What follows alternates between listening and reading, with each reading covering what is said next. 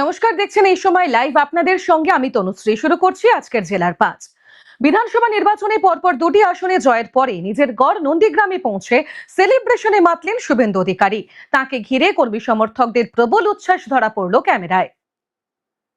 13 বছর পরে তৃণমূলের দখলে থাকা দলীয় কার্যালয় উদ্ধার করলো সিপিএম, উড়ল লাল নিশান। বুধবার বারুইপুর পশ্চিমে ধরা পড়ল সেই ছবি।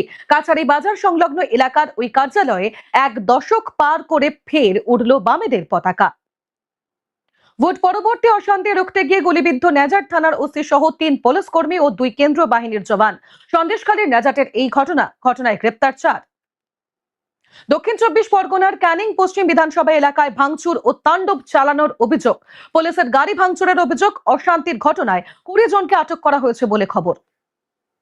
মুর্শিদাবাদের ডোমকলের যোগীনন্দা এলাকায় চলল গুলি। আম জনতা উন্নয়ন পার্টির এক সমর্থককে লক্ষ্য করে গুলি চালানোর অভিযোগ উঠল তৃণমূলের বিরুদ্ধে। ঘটনায় আহত একজন। আজকের জেলার 5 এ পর্যন্তই। অন্যান্য আরো খবরের আপডেট পেতে অবশ্যই নজর রাখুন এই সময় লাইভের ফেসবুক এবং ইউটিউব পেজে।